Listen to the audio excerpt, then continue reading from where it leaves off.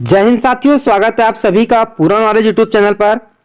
दोस्तों, इस वीडियो में हम बात करेंगे इतिहास से जुड़ी जानकारी और उससे जुड़े कुछ महत्वपूर्ण क्वेश्चंस जो कि आपकी पटवारी की एग्जाम में पूछ रहा है ना।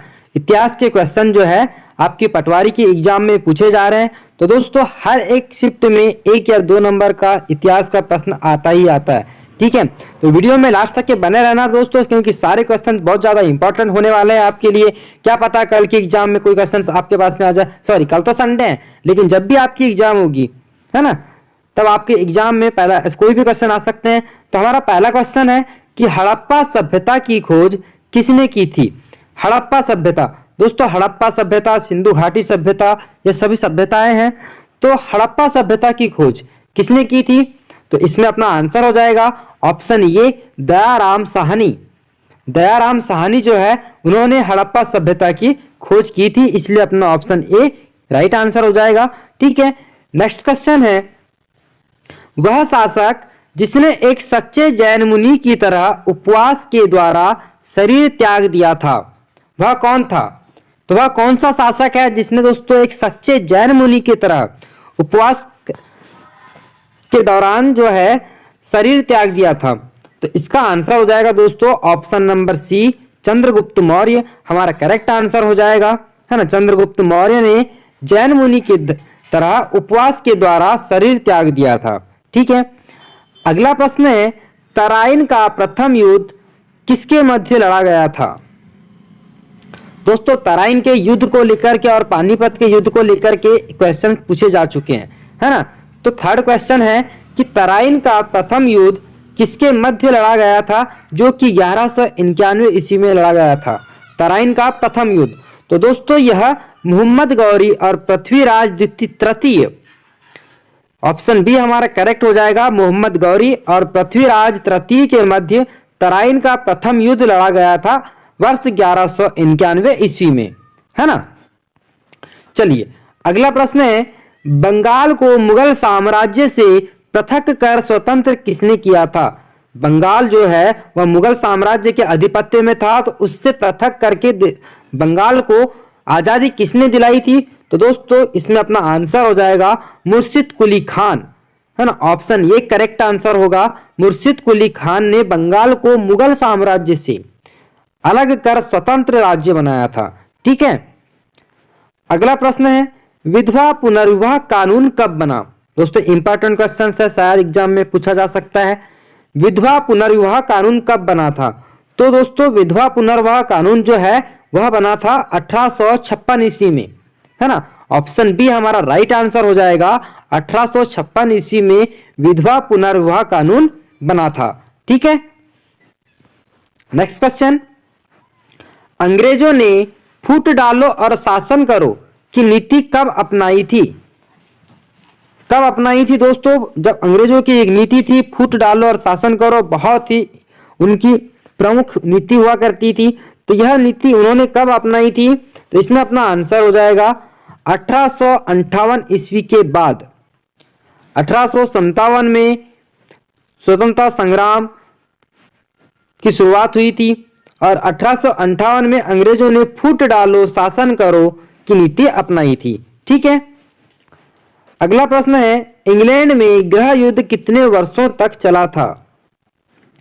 इंग्लैंड में जो गृह युद्ध है वह कितने वर्षों तक चला था? तो दोस्तों इसका आंसर हो जाएगा ऑप्शन बी, 7 वर्ष तक। 7 वर्ष तक इंग्लैंड में गृह युद्ध, होम वार, है ना, होम वार गृह युद्ध तो 7 वर्षों तक चला था इंग्लैंड का गृह युद्ध, ठीक है। नेक्स्ट क्वेश्चन है, आर्य भारत में कहां से आए थे? जो आर्य समाज के लोग थे वह भारत में दोस्तों कहां से आए थे? तो इसके हमारे सामने ऑप्शंस है, पश्चिम एशिया से, पूर्व एशिया से, केंद्रीय एशिया से या दक्षिण एशिया से। यह क्लियर है कि एशिया महाद्वीप से आए थे, लेकिन एशिया महाद्वीप के किस क्षेत्र से आए थे? तो केंद्रीय एशिया से, है ना, केंद्रीय एशिया से आए थे आर्य भारत में, ठीक है। अगला प्रश्न है, किस अवधि में रामायण एवं महाभारत की रचना हुई थी? किस अवधि में? तो दोस्तों किस अवधि में हुई थी? आर्य अवधि में। वैदिक अवधि नहीं लगाना है अपने को, वैदिक अवधि गलत आंसर है ना, या रॉन्ग आंसर हो जाएगा वैदिक अवधि, और राइट आंसर है आर्य अवधि में, आर्य समय में।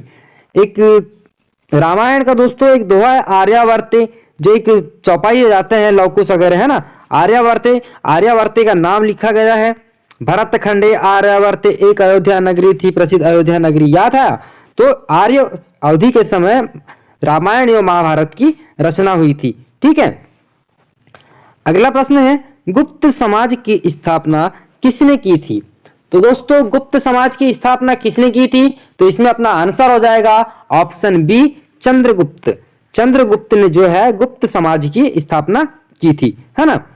नेक्स्ट क्वेश्चन है पानीपत की दूसरी लड़ाई किनके बीच हुई थी? बहुत इंपॉर्टेंट क्वेश्चन है। तो पानीपत की जो दूसरी लड़ाई थी तो वह हुई थी बैगम खान और हेमू। दोस्तों बैगम खान जो था, या बैरम खान है ना, बैगम नहीं बैरम खान है, बैरम खान और हेमू, राजा हेम सिंह, यह हिंदू साम्राज्य थे, और जो बैरम खान थे वह मुस्लिम शासक थे, है ना। पानीपत की दूसरी लड़ाई हुई थी बैरम खान और हेमू के बीच में। चलिए अगला प्रश्न है मोहम्मद गौरी कहाँ का शासक था? मोहम्मद गौरी कहाँ का शासक था? तो दोस्तों अफगानिस्तान का।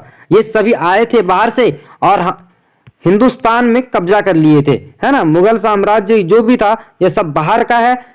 मुसलमान शासक जो भी भारत के हुए हैं दोस्तों सभी बाहर के हैं। ठीक है,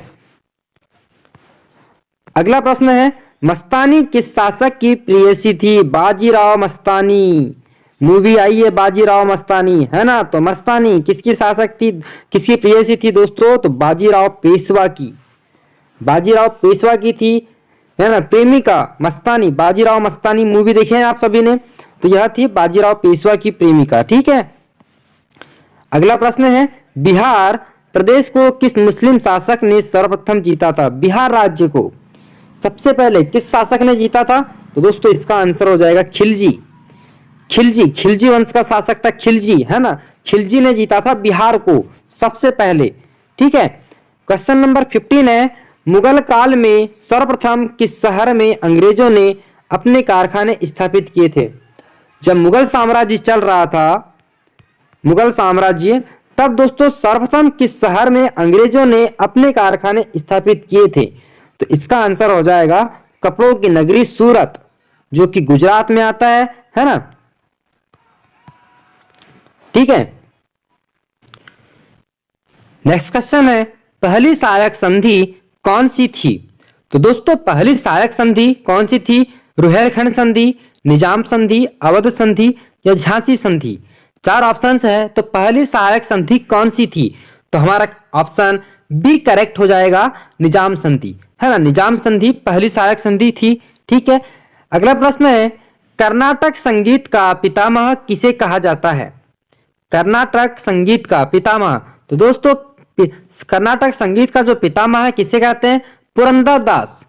ऑप्शन सी करेक्ट आंसर हो जाएगा हमारा, पुरंदर दास जो है कर्नाटक संगीत के पितामह कहलाते हैं। ठीक है, चलिए अगला प्रश्न है किसके शासन काल में प्रथम चीनी यात्री भारत में आया था?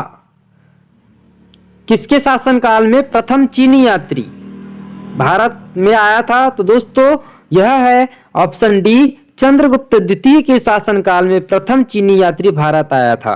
ठीक है, अगला प्रश्न है निम्नलिखित मुगल शासकों में से प्रिंस ऑफ बिल्डर्स के नाम से पुकारा जाता है? प्रिंस ऑफ बिल्डर्स, तो दोस्तों प्रिंस ऑफ बिल्डर्स के नाम से किसे पुकारा जाता है? जो कि मुगल शासकों में से है तो शाहजहां। शाहजहां को प्रिंस ऑफ बिल्डर्स के नाम से भी पुकारा जाता है। ठीक है, याद रखना प्रिंस ऑफ बिल्डर्स के नाम से शाहजहां को पुकारा जाता है ना। चलिए अगला प्रश्न है सिख समुदाय के अंतिम गुरु थे?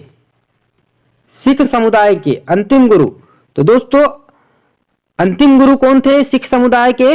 गुरु गोविंद सिंह।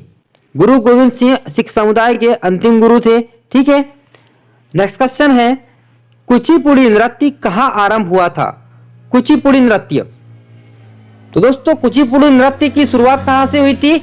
आंध्र प्रदेश से। ऑप्शन बी करेक्ट हो जाएगा हमारा, है ना। कुचिपुड़ी नृत्य कहां आरंभ हुआ था? तो ऑप्शन बी करेक्ट हो जाएगा, आंध्र प्रदेश से। अगला प्रश्न है चित्रकला की गांधार शैली का सूत्रपात किसके द्वारा किया गया था? चित्रकला की जो गांधार शैली है इसका सूत्रपात किसके द्वारा किया गया था? तो ऑप्शन है शैव संप्रदाय, महायान संप्रदाय, हीनयान संप्रदाय और इनमें से कोई नहीं। तो दोस्तों चित्रकला महायान संप्रदाय है ना, महायान संप्रदाय बौद्ध धर्म से संबंधित है, महायान और हीनयान है ना।